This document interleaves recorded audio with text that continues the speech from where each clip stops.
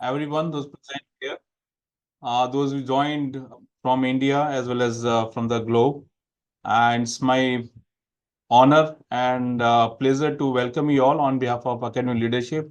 And today is going to be 28th leadership lecture, which is a part of our international leadership lecture series. And I'd like to thank Dr. R. Balasubramaniam ji for agreeing to the request from the Academy and to be a speaker of today's session.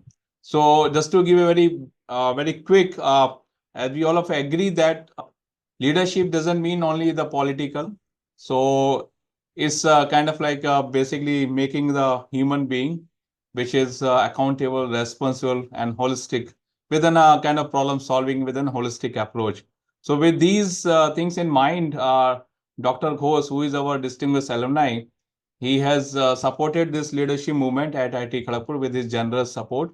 And 2 years back, not 2 years, almost going to be 3 years now, we started our journey at IIT Kharagpur. And over the last 3 years, we have been conducting various programs, including online this leadership lecture series, as well as an offline. We also providing a leadership training program, like a 5 days residential complete to the NIC. We have recently conducted successfully the fifth batch of the NIC, National Informatics Center. Other than this, also we have conducted the program for academicians. Also, 2 batches have been, and hopefully we are going to continue next in next few months. We'll also be having the programs from the MOE. So I think because the time is very short, so like to now move ahead with the other request, Pranav, to take it forward. Sure, sir. Thank you very much. Before I get into introducing our speaker for the day, I would request Professor Dr. Ghosh to share a few words about his vision for the academy and where we stand as on date. And then over to you, Dr. Ghosh. Thank you, Pranav. Thank you, Dr. Vashde, for opening the session. And of course, I would like to thank Dr. Balasubramaniam for making yourself available for this important event. You know, I've been in this world of leadership for almost 4 decades, but clearly over the last 2 decades, I started feeling there's a need for a leadership movement across the world. Because many things have shifted. We talk about the climate change, we talk about the wealth gap. At the same time, a lot of new technologies are coming into place, but somehow we are not being able to connect the power of the technologies with the nature of the problems the world is facing. So I started thinking deep into this subject, and it became very clear that there are indeed a lot of different types of deficits in the world, but the real deficit is the deficit of leadership. So with that sort of concern in mind, the Academy of Leadership was conceived, and no other place better than IIT Kharagpur, because that's a place, as you know, many of you have visited IIT Kharagpur. Hijli Jail has been the icon of sacrifice, icon of independence movement, and icon of selflessness. So to position the academy, the movement, leadership movement there for the world, I think is something that we are all very proud of. But obviously, we have just begun the process, and we welcome all of you to be part of the process.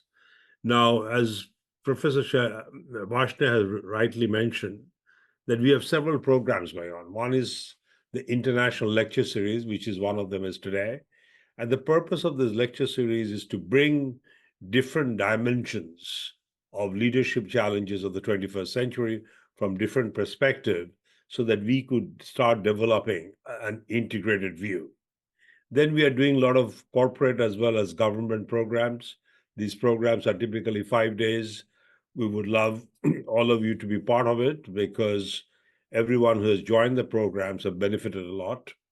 And third would be the microcredit courses that we are beginning to introduce at IIT Kharagpur. But it is not only meant for IIT Kharagpur, but meant for all the colleges, universities, as we begin the experiment at IIT. So with that, the academy has taken off. We are working hard. A lot has to be done. We are still maybe at 5% level of where we want to be. If 100 is the goal, we are at 0.5 or 5. So we are going up the learning curve.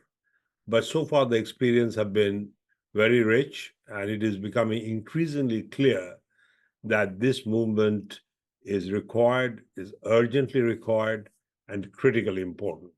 So with that, I would like to pass it back to Pranav. And once again, Dr. Balasubramaniam, thank you very much for making yourself available this evening. Thank you very much, Dr. Ghosh. Just to start off, Dr. Ramaswami Balasubramaniam is an extraordinary individual by himself, whose journey is a perfect blend of compassion, courage, and community impact, I would say. In fact, let me share a few inspiring stories about him. At the age of 19, Balu sir founded the Swami Vivekananda Youth Movement, SVYM, in Karnataka. Inspired by the teaching of Swami Vivekananda, he set on a mission to uplift rural and tribal community, and his work has been transformative overseas. So there's, as a young, young youth of India, at the age of 19, he started this movement, inspired by Swami Vivekananda. About his academic pursuit, after dedicating 26 years at grassroots, Balu sir pursued further academic excellence. He earned an MPhil in hospital and health system management, studied at Harvard's Kennedy School of Governance, and even held a prestigious professorship at Cornell University. His academic journey has not only depended his commitment to the social changes that he's been working on. As an author, he is a prolific writer. His book, Voice for the Grassroots and I, the Citizen, have made a global impact, sharing his wisdom down from real-world experience and his dedication to service.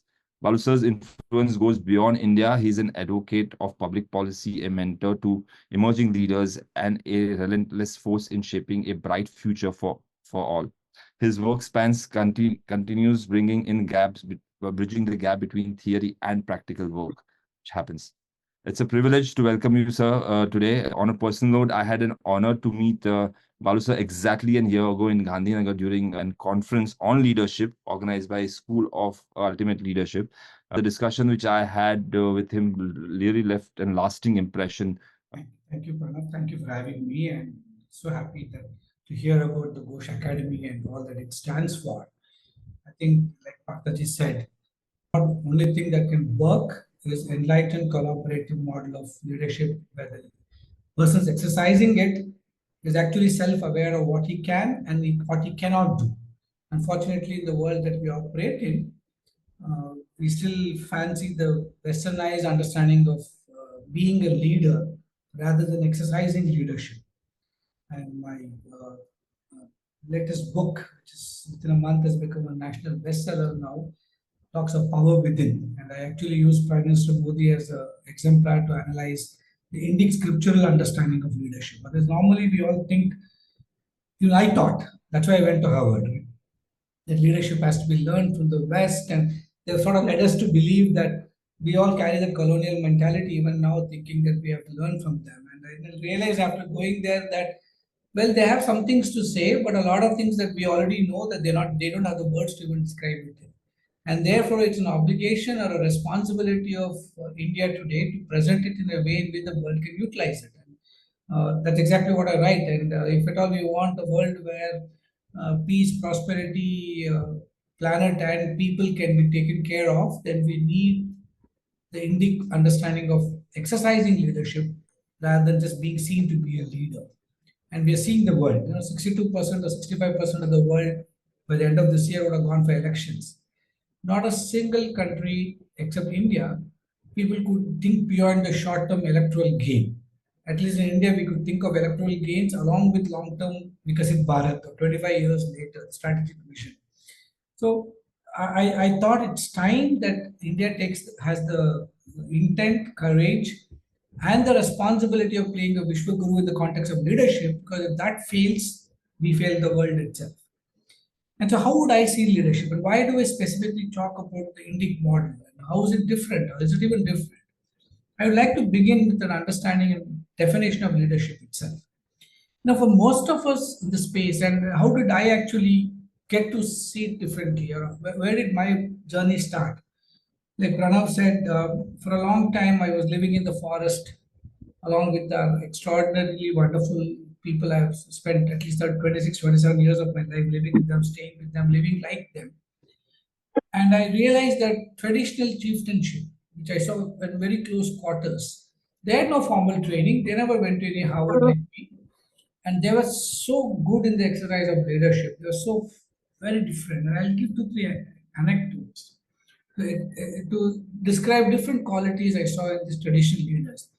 I remember one day talking to a very senior Yajmana called Kempaya, belonging to the Kharagpur tribe. I had actually filed a petition in the Human Rights Commission. I had done a lot of satyagrahas, got beaten up, got arrested, but fought their battles for rights of tribals. And in this process, I actually won the battle. And I thought it's cause to be celebrated. You know, my mind that I was around a long time ago, I'm talking about 25, 26 years ago, where I thought, wow, I did the impossible. You know, non-violent methods of satyagraha, I could actually succeed and convince and win the battle. And here I was ruling all over my achievement with Kempaya, and Kempaya looked sullen and little low. I said, Kempaya, time to celebrate. We got 500 acres of land released. 154 families are going to be rehabilitated. We actually, our cause is vindicated. You should be happy, you're the chieftain. He said, all that is nice, but do you know what damage has happened in the process? You know, in Bharatiya Parampara, we talk of Shreyas and Preyas. It's so beautiful. You know, you talk of the short-term Shreyas, enjoyment. You know, you want to enjoy for tomorrow, have a nice meal, it's great. Preyas is about the long-term thinking, you know, about the deeper aspects of who am I, why am I born, what am I doing here, the real existential questions. And Kempaya said, Shreyas, he didn't use those words, he said, you know, it's very nice that you make our people believe you got something, but do you know what you got? You got every man 2 acres of land. You got every man a house. What is seen as achievement to you is dismantling my society for me. So what have you actually achieved, he asked me. And that shook me. I said, wow. I said, I can't even see what you can see. Look at the wisdom. And the same campaign and the context, you know, we support a lot of agriculture activities. Tribals would grow a lot of crops. Elephants would come and graze. I lived in the space in the Bandipur National Park, which is one of Asia's largest elephant corridors. So they would come and graze away everything that was grown. And I was feeling so frustrated. What kind of agriculture support can we do? Tribals can't earn a decent living.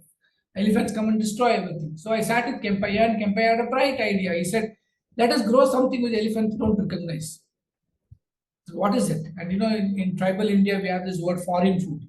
Foreign food is vegetables which are not traditionally known to them. So for them, when potatoes to chilies to cabbage is all foreign. It's all imported. It's not the typical traditional tubers and greens that used to. So we decided to grow cabbage. And exactly like Empire said, elephants didn't discover what they are. So that year, next year they discovered and destroyed it. But that year we had a bumper cabbage crop. I was thrilled. Wow, it worked. Now tribals can have huge amount of money.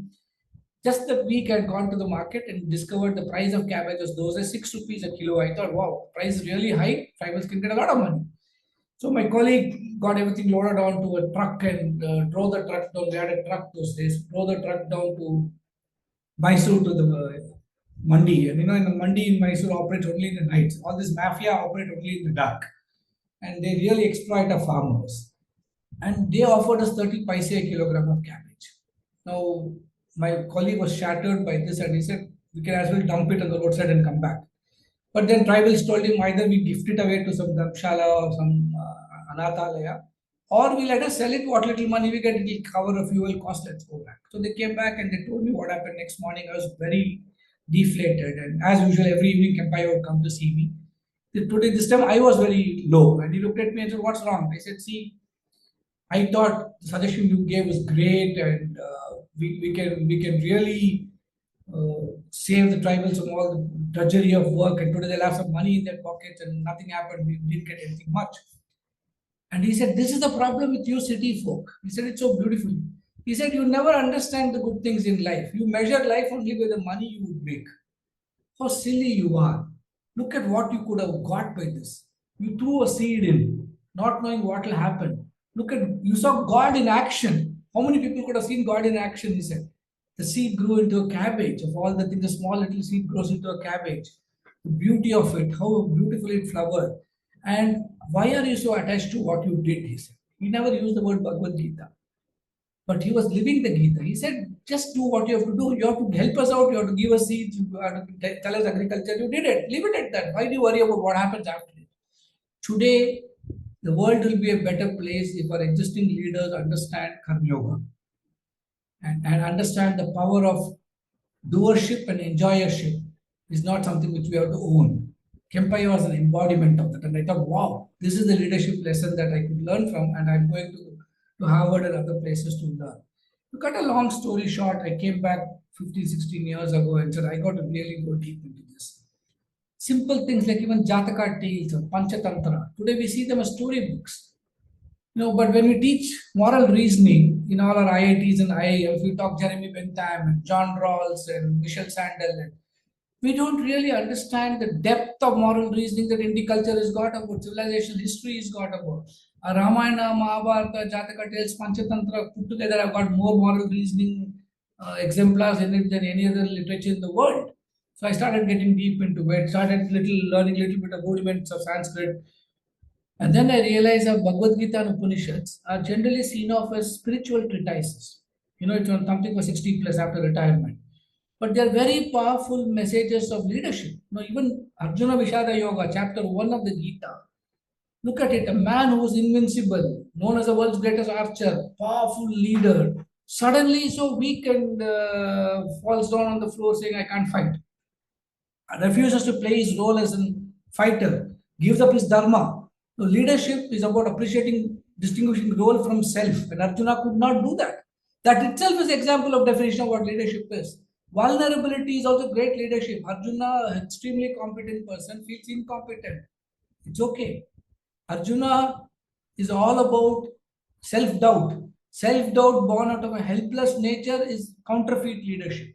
But self-doubt born out of an enthusiasm and hunger for acquiring knowledge to take care of the self-doubt is powerful leadership. That's what Krishna teaches us. And first chapter is possibly the greatest exemplar of collaborative work together. Without Arjuna, there is no Bhagavad Gita. We credit Krishna with the Bhagavad Gita. Now that's actually collaborative work. If Arjuna didn't have the Vishada, where is the explanation for Krishna to give? Now today the world talks of mentorship. The greatest example of mentorship is when a person is in conflict, when a person is confused, when he's unable to see what should be the way forward. Arjuna suffers and he gets a mentor like Krishna. And Krishna is a charioteer, but stops the war, shifts the role, plays the role of a mentor, a teacher. What powerful examples of leadership are there in that one chapter? We've not even gone deep down into Gita. So I realized these are lessons that the world has no idea of, because the cultural DNA they come from is about becoming a leader.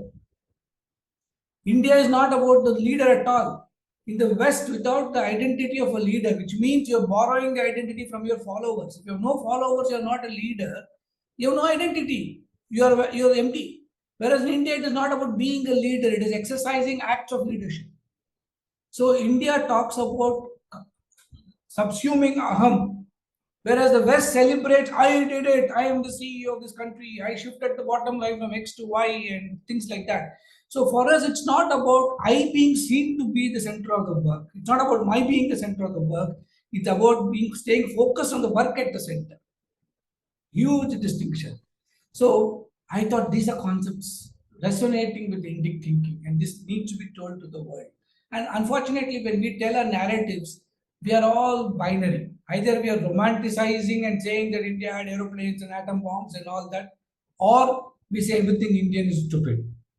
We need to find that evidential balance in between. That's why we need academic work, and that's why I was very impressed when Pranav told me about the Ghosh Academy of Leadership. We need to build a body of knowledge on this with evidence. Now, my latest book, the actual book is only 250 pages. Nitin Noria, the former dean of HBS, writes the foreword, and 50 pages of my research notes are included in it, because it's supposed to spin off academic work. It's supposed to spin off people going deep and doing PhDs. I'm just giving a few examples here and there. It's less to speak about my book and more to speak about Indic wisdom. And as I was going deeper, I realized and I really saw the power of Prime Minister Modi's communication, his ability to listen deeply, his ability to stay in the moment here and now, the power of now that we say, neither in the past nor in the future. So perfect. And communication, when I learned or when we teach policy communication to our youngsters, we talk of Shannon Weaver model and we talk of semiotic school and all this, dispersive theories and participatory theories. My research led me to Bharata's Natya Shastra. 3000 years ago, Bharata Muni writes about a model called Sadharanikaran. Now, Sadharanikaran, the word itself is simplification, but it's so powerful. It describes exactly what modern theories of communication describe, but there's a one qualifying difference. Bharata says you can't communicate mere words alone.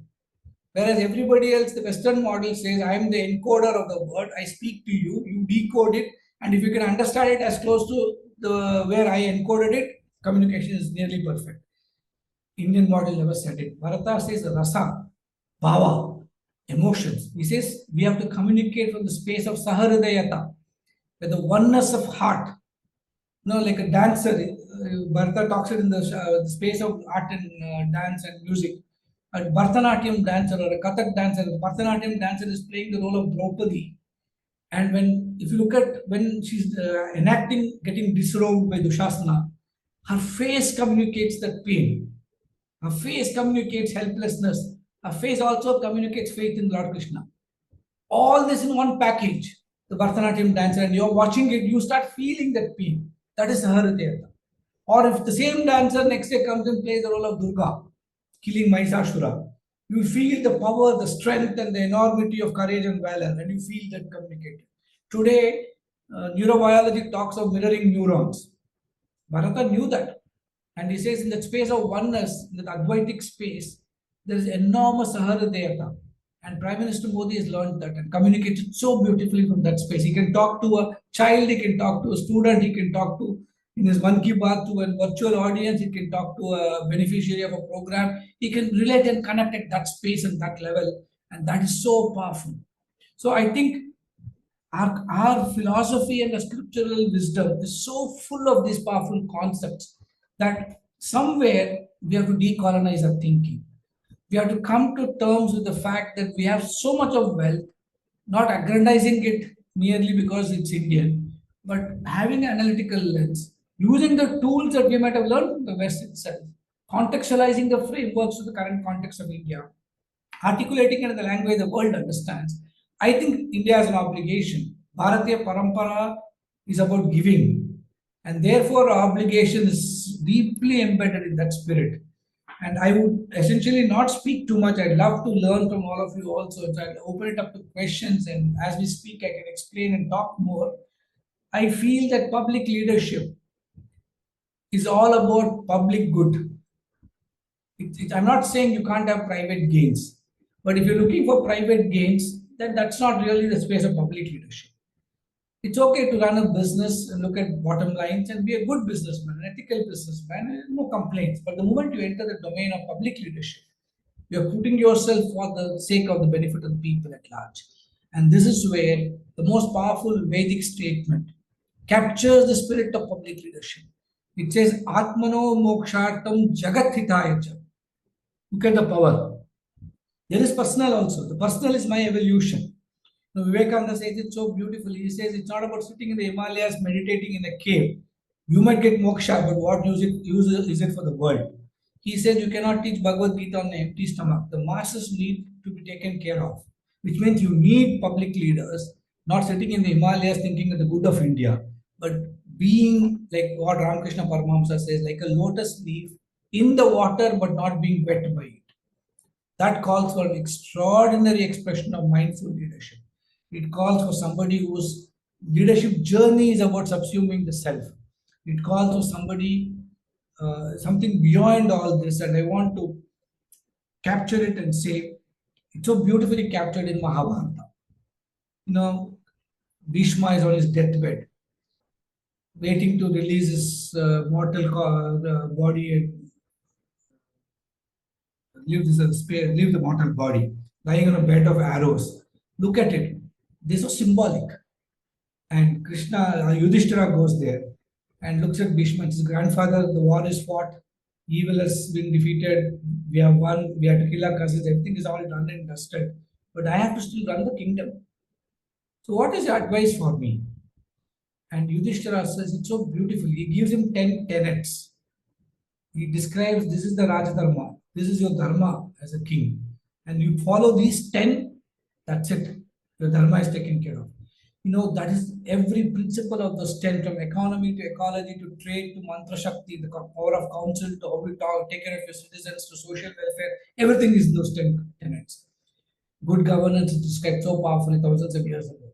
But we so blindly, when World Bank says 8 indicators of good governance, we accept it. I'm not saying they're right or wrong. Why don't we just say we have 10 and we're much more deeper, exhaustive, and more comprehensive, and we've had this for thousands of years? It is still not altered despite the context altering. The society going through enormous transition. Those are eternal values of governance, but we don't take credit for it. If you say Mahabharata anyway is a story of all kings and fighting and all that, Ramayana, we say Maryada Purusha Rama, where we celebrate the great virtues of a human being or becoming God. But what we don't know is in Valmiki's Ramayana, he writes it so beautifully. Bharata, Rama is just going on exile. Dasharatha has given the boon to Kaikeyi, and so he banishes Rama. Bharata comes running to Rama and says, you know what, all this is okay. You are coronated. You are saying you're following the dharma of a son and going away. But look at me, I am the fourth born.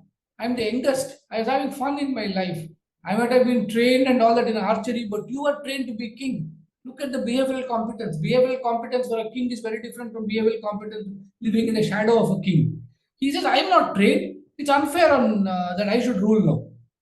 Finally, he has to agree to it. He says, okay, give me your padukas, I'll use it as a representation. He doesn't stop there. He says, paduka can represent you, but I got to rule the way you would rule, or as good as you would rule. So tell me what I should rule, how I should rule. And Rama describes governance of a kingdom so powerfully and so beautifully. Again, from economy, trade, currency management, everything it describes to you. And we don't look at it. We want it to be, it needs me to go to Kennedy School and come back and talk of governance. Only then I'm accepted. If we talk of Ramayana or Mahabharata, people say we're talking of the past. Or we'll say we're synchronizing India. But Arthashastra is much more powerful. Kautilya is absolutely incisive. He doesn't waste time on stories or narratives. He doesn't talk like Ramayana Bharata. He says there are only 2 things for any ruler to do for citizens. Our public leaders only got 2 responsibilities. He says Yoga Kshema and Loka Sangraha. Loka Sangraha is welfare of society. Yoga Kshema is so beautiful in Sanskrit. Look at the power of Sanskrit is something which we all have to fall in love with.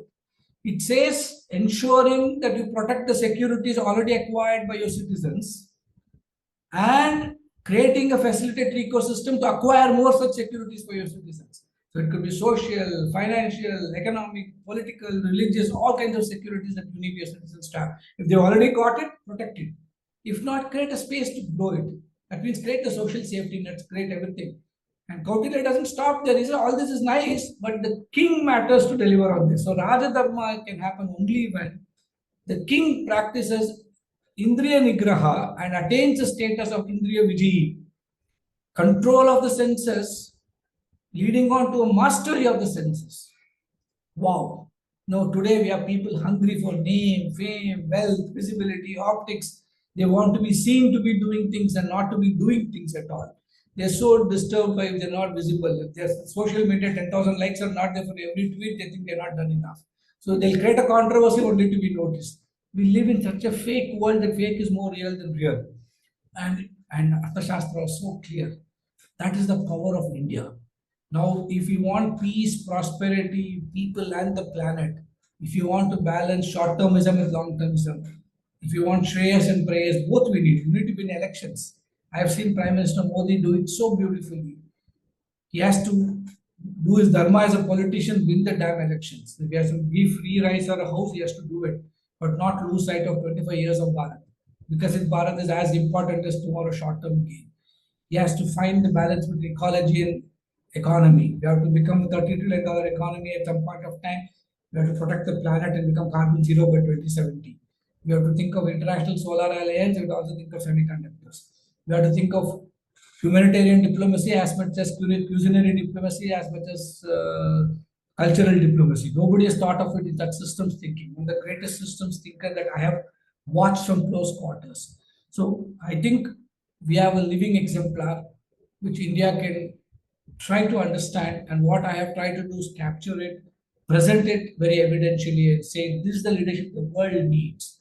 The time has come for every one of us, especially young Indians, to awaken the leadership within us.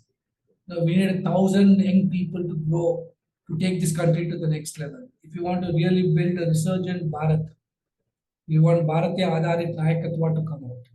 We want this to be role models for the rest of the world. We have to package it, present it, and articulate it in a way in which others can find meaningful expressions of it. The context we are operating today is extremely complex.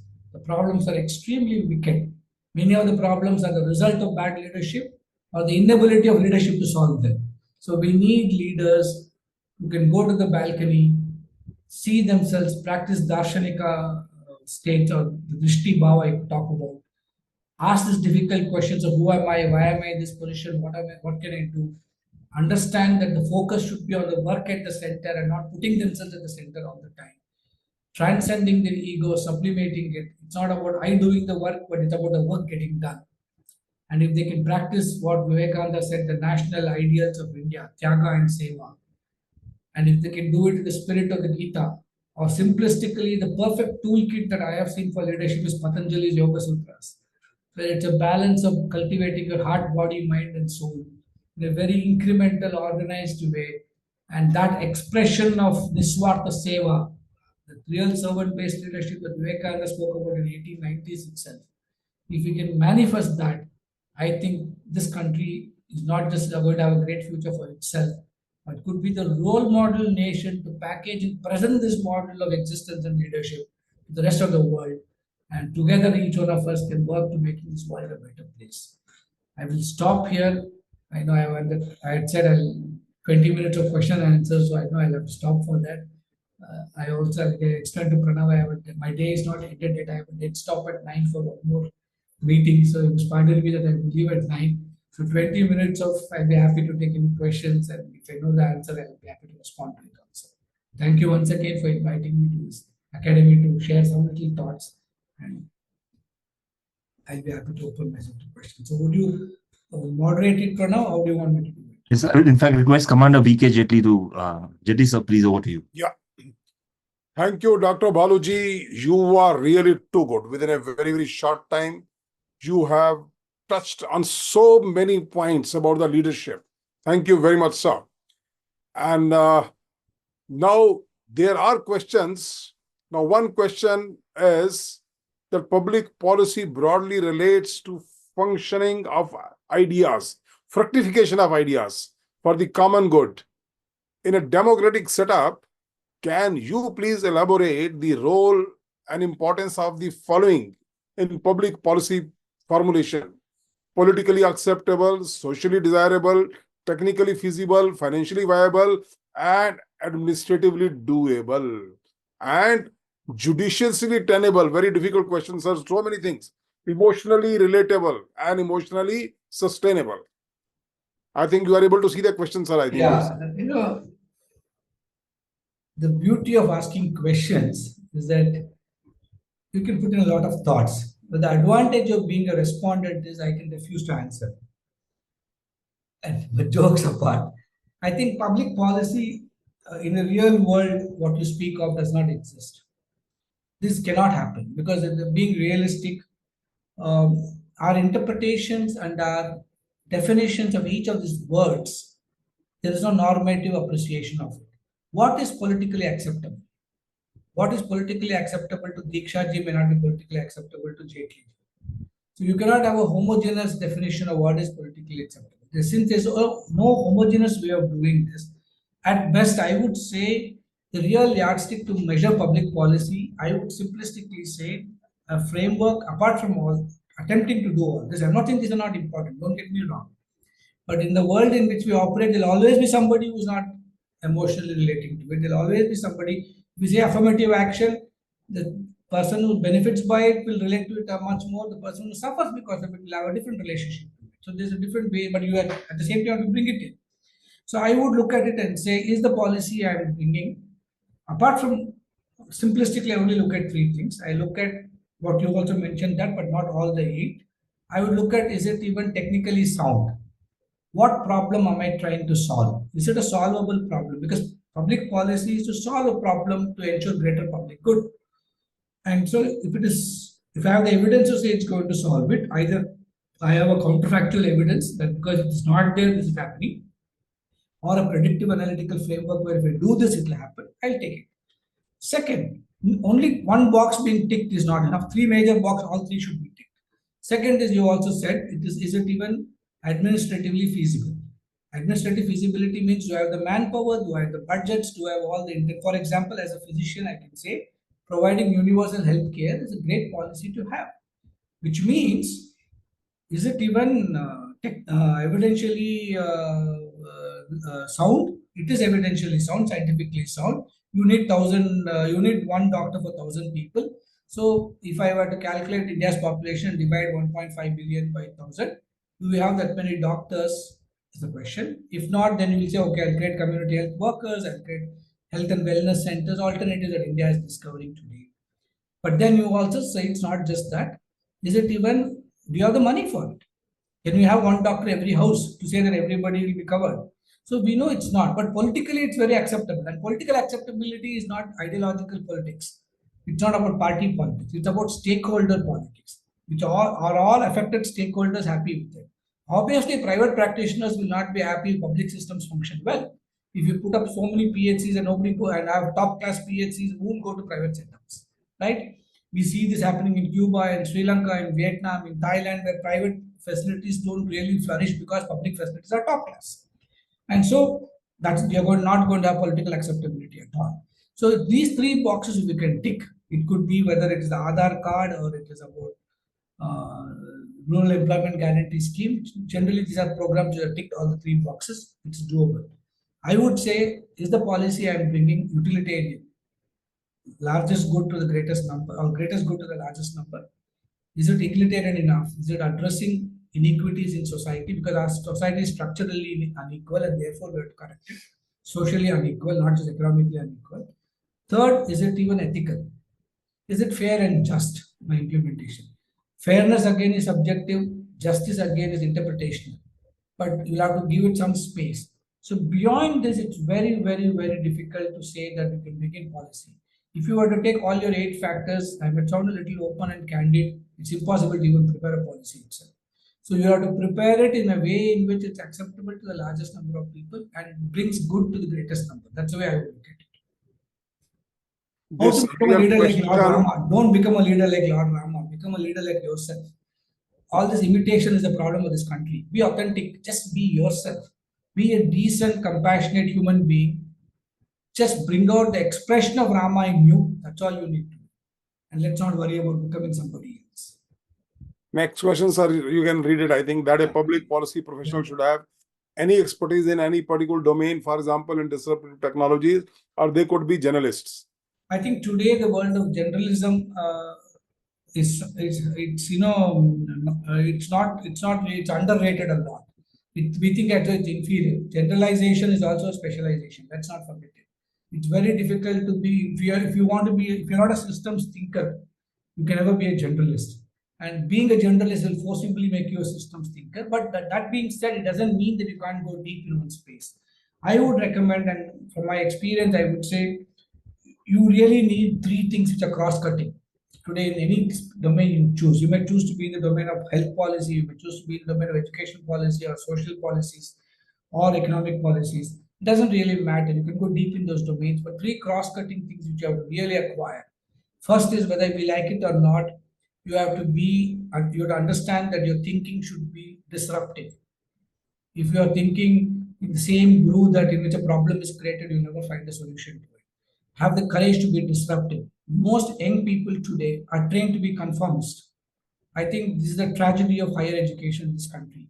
We have to train our young kids to be non-conformist. We all think non-conforming is a sin. I think disruption is not destruction. There's a difference. disruption in a constructive, positive way is what this world needs, and that's what we need to teach our young people to be. So policy analyst has to have the courage to be constructively disruptive or disruptively innovative, I call it. Second, we cannot avoid the world of digitalization. Digitization, including management of big data and machine learning and all these are realities. When I studied public policy, we never even had imagined anything beyond predictive analysis. We would look at historical data and say, based on this, what could the predictions be? Today, the ability to look at data in such large numbers across the world in such micro time is so real that ChatGPT does a better job of writing a policy than I can do today. Now, somebody was presenting to me, I'm also a member of the Capacity Building Commission, and somebody was presenting to me a AI-based tool where I can design a introduction to public policy course and give it all the parameters, and it gives a course better than what I would design myself, including giving me recommended readings and slides, and it prepared slides and gave me. So I could not even believe what AI can do, and I thought if this can be done in 20 minutes, why would any university hire me to do it over 6 months? So that's the reality, and unless I can learn to do that, and remember, we need a human interface. So human beings are the only ones who know how to maximally utilize ChatGPT. So we still need a human being, and that's what a public policy guy can do today.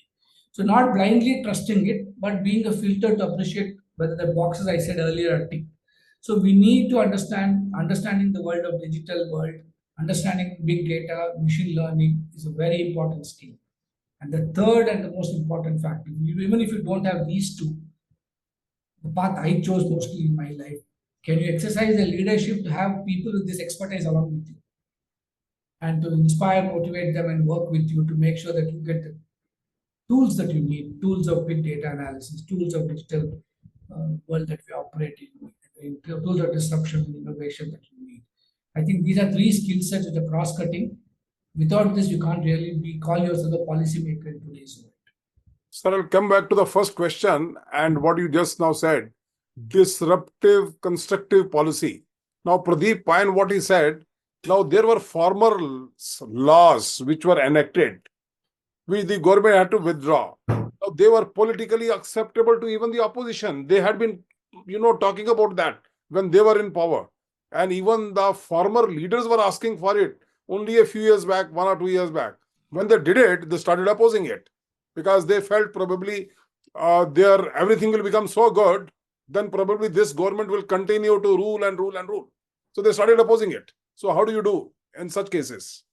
No, I think I would put it this way. It is not politically acceptable. Few parties accepted it. Few parties spoke about it. Political acceptability, like I said, is stakeholding. Politics of stakeholding. And the real problem happened only when the optics is visible in Delhi. It was not happening in South India, if you notice. It was mostly Punjab, Haryana, Delhi belt, the UP belt. Why? Because this is where the trader communities exploit. This is where the trader communities had a huge stake. And this is where there's a huge influx of external funding, because I'm in government, I can speak this responsibly, where it reached a point of affecting the integrity and sovereignty of this nation. So difficult decisions had to be taken in the interest of the country at large, not for the farmer community alone. So I think it was possible on the finest agrarian reform act the government did. But if it had been brought in incrementally in a space where people could be communicated to, explained, and build a mass movement around it, maybe the way it was introduced could have been relooked at it. And like the Honorable Prime Minister said when he withdrew it, maybe people are not ready, maybe he couldn't explain it properly, he said, and therefore he was apologetic about it and said it's not the right time, and so he had to withdraw it. So I think it is really a good policy, but again, the communication that had to be deployed to convince those people who did not, I'm not saying they are wrong or right, it's just that they couldn't see the reality. And there are also other forces in this country, from outside this country also wanting to, that is geopolitics. Whether we like it or not, we live in that world, we have to accept it and negotiate it. So that's how I would look at it, JTG. Sir, I will straight away go to the Rajshekhar Singh's question. Being a student, we are taught to have moral values, such as leadership and the qualities of an ideal leader. But the problem starts when the education system fails to impart that learning to students. I think, don't blame the system. Now you know that you need values, right? Why don't you practice it? As simple as that. You already learned it, you already written it. So why are you blaming the system? Why do you want to talk about system failing you, your parents not supporting you? You believe in it, live it. So if you value values, you live it. If Absolutely. you just value talking about values, you'll keep writing about it. So I am very clear and very candid person. If you don't have the courage to live your values, the problem is we are not value driven by conviction. We are all value driven by convenience. And if it's not convenient to us, we'll let it go. If it's convenient to us, we'll pretend to be following values. So I think have the courage to be yourself. Why do you need anybody? Why do you need education system to teach you? If you know values are important, live it. Correct. V.N. Shastri asks, any examples of public policies independent of time, country boundaries, religion, gender, and technologies? It's very difficult because policy is always in context. Policy is always, the way we define public policy is, it has to fulfill these conditions. It has to be multidisciplinary in its approach. It must be a solution framework approach where you're actually solving a problem. Today, the real problem that the whole world is facing in reality is climate challenges. So climate resilience policies, again there, because the economic factors driving climate resilience are varied across countries, India cannot say I'll be carbon neutral and carbon friendly till we actually reach energy self-sufficiency and certain degree of economic gain. Americans can preach to all of us, but their coal power plants are one of the worst in the world. They're not even as clean as our power plants are. But they also cannot move away to nuclear technology because they can move away. The cost of moving away to cleaner coal plants is so expensive, America is not doing it. So everybody has their own problems. Though climate is a universal problem, a normative solution has to be driven by the context in which the solution is deployed. Brazil, the solution can be different. Panama, it can be different, which is caught between South America and North America. India will be different, Sri Lanka will be different, Bhutan will be different. So even though the problems are the same, because policies have to enable solutions, it will have to be driven by the constraints each country operates in. It has to be driven by the resources each country can bring to the table. Till the world can see the problem in the same lens. The only opportunity we had was, though it was the real problem, was the problem of COVID. Even today, we have the problem of mpox. If monkeypox has to be handled in Congo, millions of doses that are in stockpiles with a lot of countries around the world should be diverted to Congo and then we can handle it. It's not a big problem. We can actually curtail it before the virus mutates the problem of COVID for us. But which country is ready to give them the mpox vaccine? Unfortunately, India has not manufactured enough of mpox vaccine to give. COVID, we gave away 40% of our production that we gave away to the world. If the world, the progressive countries which actually have mpox vaccines in stock, only Japan is the only country which has offered 3.4 million doses to Congo. If it's a common problem, it's going to become a world's problem. If we all sleep over it, in under 6 months, we'll have a real mutant mpox gene, which God knows will have much higher mortality. Today it's 4 to 10%. Maybe once the mutation happens, it'll be 40%, 50%, 90%. We could solve it. So I think as long as nations think only from self-interest, though there are common problems the whole world is facing, solutions may not be common. The disappearance of the polar ice caps is a world problem. It is not just a problem of Antarctica or Arctics. The ozone layer is a world problem. We are not looking at it. Space junk is a global problem, and we are keeping on adding to it. So I think till the world sees that it is in our interest, collective interest, to find and explore collective solutions. Again, I come back to it. It needs extraordinary public leadership. It needs collaborative, enlightened, self-aware leadership of world leaders. And only then we can really talk about it. That is where I see hope. When the Delhi Declaration was made, for the first time any country spoke this, we said 4 Ps.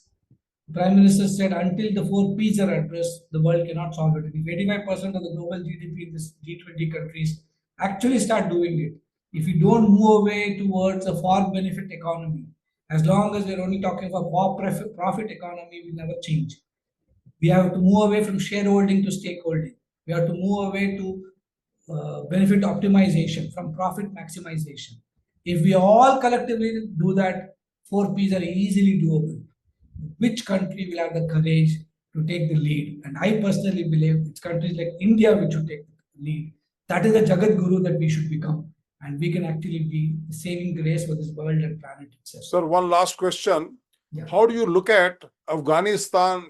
Talibanis have banned the women from public speaking. How do you look at such policies by some governments? that is unfortunately the context in which Afghanistan operates. Now, I would not pass any judgment on that as Afghanistan. I would just say very sympathetically, 50% of the contribution of progress in that country is going to be silenced. That country is a long way to catch up. Yes. Whether we like it or not that in India we are very ahead. Do we truly respect women as equals, as partners in progress?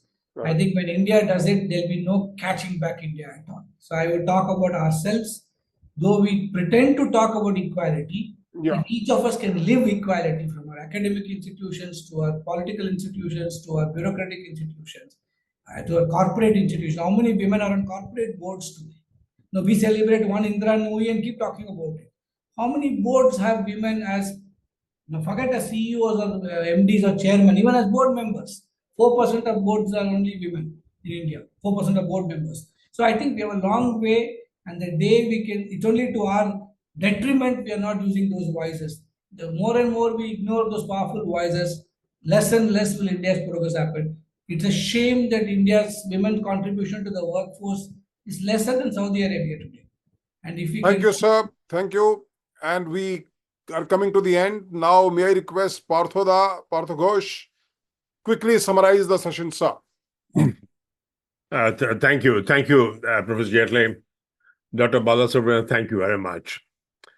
What you have shared this evening, your time, morning, my time in Boston, is exactly why we have this movement. So I will try to underscore what you have said, both during the time of your lecture as well as Q&A. The first point that you made, that we cannot no longer rely on the Western model. In fact, that's why the Leadership Academy, I am also associated with Harvard and Sloan. I see the limit of the Western model. We have to integrate the Eastern with the Western model. And that's a fundamental basis on which the Academy of Leadership has been built. So welcome you to join this movement. The second point that you made, which is extremely important for our audience, is the ability to do moral reasoning. It's a very strong word, ethical reasoning, moral reasoning, which means there has to be more emphasis on what used to happen in Taxila and Nalanda 2,000 years ago, that how do we help people, our students, our corporate executives, understand the spirituality within, which is also what Gita talks about. Third point you made, which is extremely important, is self-doubt. Self-doubt, when used positively, we talk about possibilities as opposed to saying, I'm sure this is the outcome. Whenever any individual says, this is the outcome, and I'm sure about it, he's basically overplaying his confidence and underplaying the possibilities which we have to explore. So self-doubt leads to humility, leads to curiosity, leads to experimentation. And that's exactly what you underscored when you talked about Arjun. My name is Partha and Partha Sarathi. I conveniently change from one to the other. So that's the third point. The fourth point, you touched in the passing, but I want to underscore, servant as the leader. You know, it is highly misunderstood all over the world. Unfortunately, as you may know, I worked in 36 different nations at the various levels of the hierarchy of organizations, that it is not about bossing. Leader is not about bossing. I have the answer. You follow the path. Leaders serve others, and in the process, they make others great, and movements begin. So that's a fourth point you made, which leads to something very fundamental I want to underscore. I've been talking about it, but you said it beautifully, that we are moving from capitalism 1.0 to 2.0. And there are 5 principles that we talk about. Firstly, we have to move away from Adam Smith's self-interest to self-conscience. Because self-interest and Charles Darwin's survival of the fittest will combine together we'll be always fighting with each other because we want to ultimately one species would survive. That model is gone. We have to move towards self-conscious, where we talk about harmony with nature, which is again Vedic philosophy. Then you talked about during the Q&A, shareholder to stakeholder. That means we have to bring broaden partners into any problem-solving initiative. That's a fundamental change. Then I may add, with your permission, that we are moving from a linear value-added model to a circular model, which is how to recycle, how to take care of our resources in a more intelligent fashion so that we could create a better harmony with the universe. I'm so glad you talked about space pollution. People forget about it. We have polluted the earth, now we are polluting the space. So I think we have to think much more broadly, which again, Vedic philosophy have preached for thousands of years. Then you talked about profit maximization to benefit maximization. This is something we at the Academy have been right from the beginning talking about. It is the Cartesian approach is profit maximization. Things that you can measure is very easy to calculate return on equity, return on investment. In the process, we become short-term oriented. But anything long-term, there has to be some emotional. So I call return on emotions, ROE, return on investment, ROI, I call return on inspiration, which are difficult to measure, but important. Everything need not be measurable. And that's why we have to move from the Cartesian model to a relationship model, where the relationship between humanity and nature, humanity and human, and other species have to be celebrated. And the final point, which you touched on, that leadership for long has been misunderstood. That's what you experienced at the Kennedy School. I had the privilege to give lectures in Kennedy School for the last 20 years, on and off. And I noticed what other professors talk about. They talk in the context of the command and control structure, the military model, hierarchical model. In that context, they talk about leadership. But if we talk about leadership in the context of inspire and involve, in other words, the good leaders inspire others and get them involved, then we will see a very different kind of model. So I'm so glad this is a summary of what you have shared, but it fundamentally explains why this our academy is all about. So may I, on behalf of IIT Kharagpur, behalf of the chairman of the academy, Professor Varshney, on behalf of Commander Jaitley, who is the very important board of advisors to the academy, and of course, our senior executive officer, Pranav Patel, who has invited you. May I invite you, and Dr. Khurana is also here, to join this movement and be a very important power behind this movement. So with that, I'd like to thank you and pass it back to Professor Jaitley. Sir, Pranav, a formal vote of thanks, please.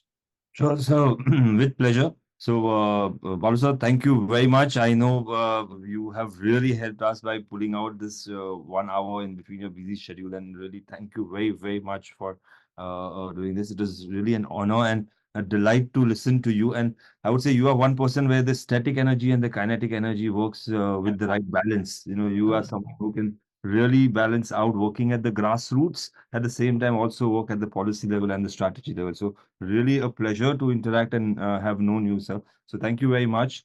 Also, I would like to thank everyone else who have joined us, our regular attendees, at the same time our advisors who are there, senior people like Major General D.N. Khurana and others who are here. And also to start with our founder, the person who inspired us to start the academy, Dr. Partha Ghosh, Commander V.K. Jaitley, who is here, and not to forget our chairman, Professor Sailendra Varshney. So thank you very much, everyone. Really a pleasure having you all, and looking forward to see you all again next month for this monthly lecture series that we do. If I may interrupt, Dr. Khurana, Mr. Khurana would like to make some closing comments, and Dr. Balasubramaniam, if you allow him to make some comments. Yes, Major General. Major Thank Salute to you. you. Yeah. Thank you, sir. Thank you, Doctor. I think it's one of the most enthusing presentations or elucidation that I have heard in years. I mean, I've served the army for 41 years, and thereafter I've been in the corporate world for 30 years. But I have just one point to what you have said, and you ended up your question answer session with taking the climate change problem, and you said, if only if the leaders could do this, only if the countries could do this, but you said, I doubt if they will do it. Now, my dilemma is this only, that we are so divided at all levels, starting from the international down to the families, that to be able to get people to see the light of all that you have said, whether it's from Mahabharata or Ramayana or our Upanishads or whatever literature, which are of eternal value, it is going to be a mighty job. And every day that passes, the things are getting more divided, more divisive. So how do you think, I mean, to start I admire Partha for this, having given us this possibility to get this academy to do it. But how do we go about it, to set about it? Do we start with a pilot project somewhere in India, then gradually take it around? Would you kindly illustrate? Because there is a dilemma today that we are facing. I am an eternal optimist. I think we have reached such a low nadir that we have no other choice but to start going up now. I think what small examples like this, the biggest challenges for us is a lot of micro experiments are happening around, at least definitely in India, outside also. It is, I'm not saying people don't want to collaborate or don't see the benefit of working with each other or together, but sometimes even in a highly connected world like today, we still don't notice each other because our egos are so blinding that we don't notice somebody else also working. So I would say just joining hands with each other is the first step. One Partha Academy is of most significance compared to the problem of the world today.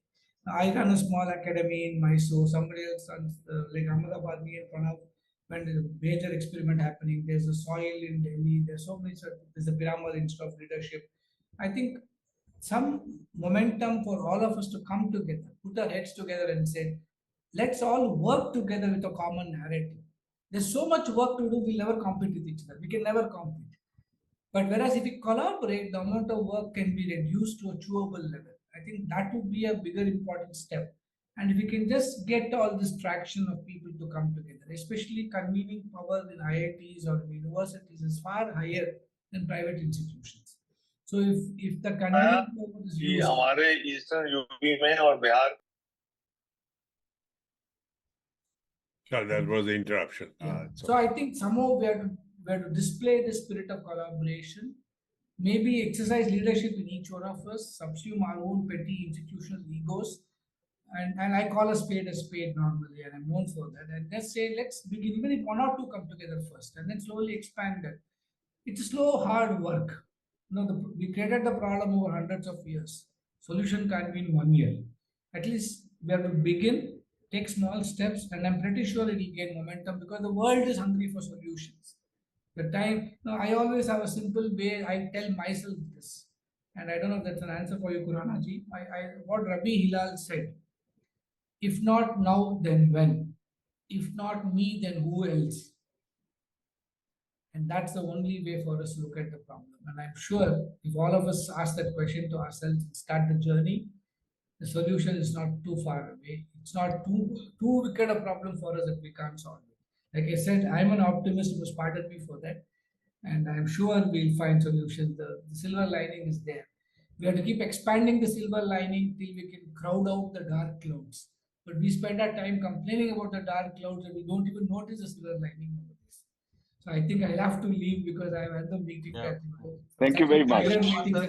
Such accomplished, Doctor. wonderful people. So thank you again. Thank you so much. And we would like to invite you, sir, physically to the campus, to IIT Kharagpur, to hold your several lectures. I would say it will really benefit to the student community as well as the other stakeholders of IIT Kharagpur. I'll surely come. Get in touch with you, sir.